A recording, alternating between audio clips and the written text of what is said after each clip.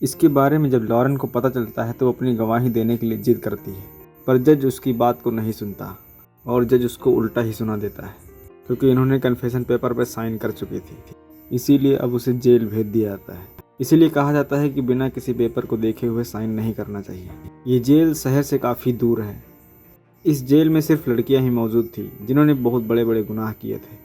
अब एक सेल में लॉरेन को डाल दिया जाता है, जिसमें उसे पहनने के लिए बेकार से कपड़े दिए जाते हैं जो बदबू कर रहे थे, लेकिन अब वो कुछ कर नहीं सकती थी, अब उसे पहनना ही पड़ता था। अब जेलर उसे एक दिन लॉरेन को बुलाता है और उससे पूछता है कि मैंने तुम्हारे बारे में बहुत कुछ सुना है कि लॉरेन आर्चरी बहुत अच्छा चलाती है और मैं तुम्हें एक्स्ट्रा टाइम दूंगा ताकि तुम और प्रैक्टिस कर सको, लेकिन फिर तुम्हें एक गोल्ड लाना होगा और तुम्हें मेरी जेल का नाम रोशन करना होगा। बात लॉरेन को काफ़ी ज़्यादा अजीब लगती है। उसे लगता है कि कोई जेलर इतना दयालु कैसे हो सकता है। वो जान जाती है कि जेलर उससे कुछ जरूर चाहता है, उसे वो करना ही पड़ेगा जो जेलर उससे करवाएगा। देखते हैं कि लॉरेन से हार्ड ट्रेनिंग करवाई जाती है और लड़कियों से उसकी जितनी क्षमता होती है उससे 2 गुना ज़्यादा उससे काम करवाया जाता है। इसी बीच हम जेलर और लॉरेन को देखते हैं।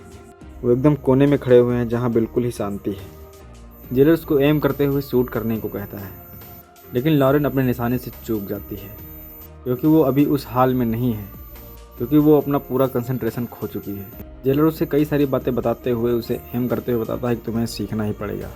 लॉरेन को मजबूरन हाँ में जवाब देना ही पड़ता है और आखिरकार सेल में आ जाती है। उसके दिमाग में बस यही सवाल चल रहा है कि आखिर कोर्ट में एमिली उस दिन गवाही देने क्यों नहीं आई।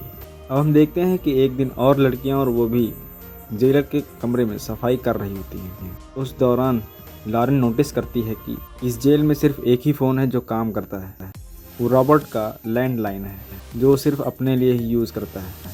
मौका पाते ही लॉरेन एक लड़की से कहती है कि वो किसी तरीके से रॉबर्ट का दिमाग भटकाए, और जब उसे मौका मिलता है तो वो फ़ोन उठाकर उसका इस्तेमाल करती है। जल्दी से एमिली के पास फ़ोन मिलाती है और वो उठा भी लेती है। लॉरेन का सबसे पहला सवाल ये होता है कि वो उस दिन कोर्ट में क्यों नहीं आई। जवाब में बताती है कि वो लोग मुझे आने नहीं दे रहे थे और मैं अब सैम के साथ ही हूँ, क्योंकि मैंने उसे बहुत हर्ट किया था। ये सब सुनने के बाद लॉरेन को ये सब यकीन ही नहीं हो रहा था कि ऐसा कैसे हो सकता है, कि वो तो उसकी कितनी अच्छी दोस्त थी। कोई तो इसके पीछे ज़रूर है जो ये सब करवा रहा है। किसी को उससे कुछ चाहिए, क्योंकि एमिली की आवाज़ में काफ़ी ज़्यादा डर था। तभी हम देखते हैं कि रॉबर्ट आ जाता है और उससे फ़ोन छीन लेता है और वो उससे कहता है कि तुम्हें यहाँ के रूल और रेगुलेशन को फॉलो करना पड़ेगा। तुम्हारी इस एक गलती की वजह से तुम्हारी 1 साल की सज़ा और बढ़ा दी गई है और इसके लिए तुम्हें अभी पनिश भी किया जाएगा, जिसके लिए तुम्हें और कैटी को पीठ पर बैग लेकर काफ़ी दूर तक दौड़ना पड़ेगा।